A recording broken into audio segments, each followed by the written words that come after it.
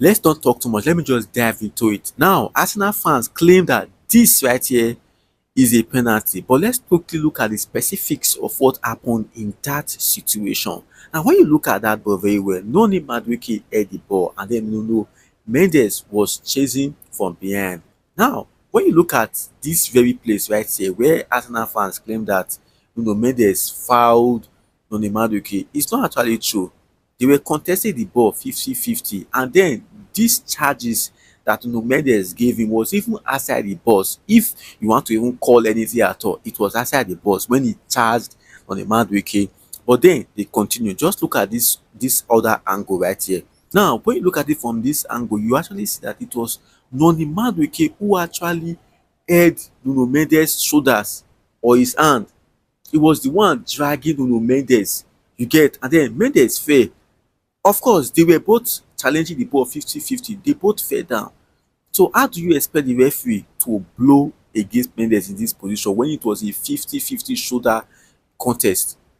It doesn't make any sense. So the referee was no one. VAR obviously looked at it. They didn't see anything there. That was why they didn't even bother to recheck it. Even me that was watching from home with just my screen, the first time I saw it, I knew that it wasn't a penalty. Like, no, no, no, no. If they have given that, that would have been one of the biggest robbery in football, apart from the time that Barcelona robbed Chelsea. This would have been another big robbery. You get? Now let's move ahead. So if you guys are calling this one a penalty now let's also go back to what happened to Saka. So Arsenal fans are quick to discharge this as not a handball or not a penalty, despite the fact that Saka handled the ball twice inside the box before succeeding in clearing the ball out. This is where double standard comes into play. Arsenal, you are claiming that you were fouled in your 18-yard box, but the same you are claiming that Saka handling the ball inside the penalty is not a penalty. Come on now, come on, you guys should be consistent. The same rule that applied to Madueke was also applied here. Football rules is football rules. You don't bend it for anyone.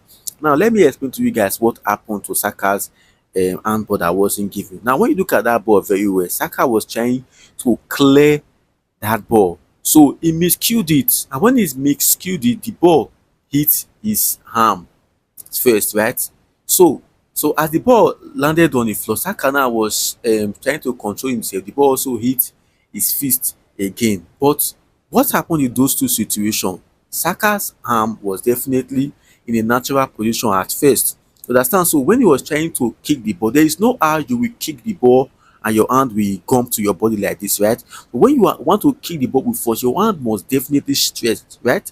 So that was how the ball first hit his arm and they did not blow. And secondly, after doing that, you have to control yourself a little. And then the ball bounced on the floor and hit Saka's fist. When you also look at that situation right there, it was Saka's body was on a natural position.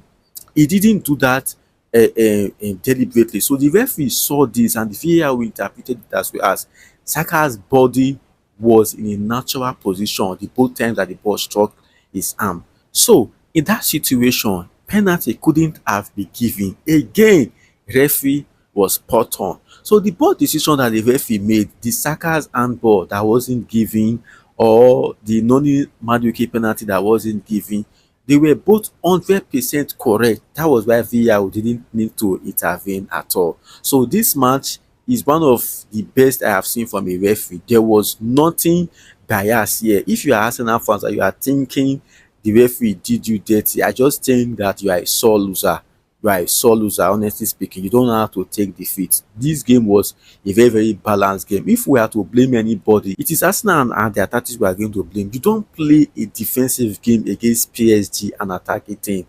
And then Arsenal has all the weaponry to play an attacking football as well. Why are you relenting? Why are you playing defensive game against PSG? This is UCL final. To the point that you only succeeded in getting 25% of possession. That was a very, very disgraceful pattern of game. A final. Very, very anti-football. That is anti-football pattern. It wasn't lovely to see. We were watching final and it looked as if it was training. One side throughout the game. So if you have to blame anybody, blame your coach and their tactics. You get it? So the referee did their job. 100% they were right on this one. They were right. There was no cheating, no anything at all.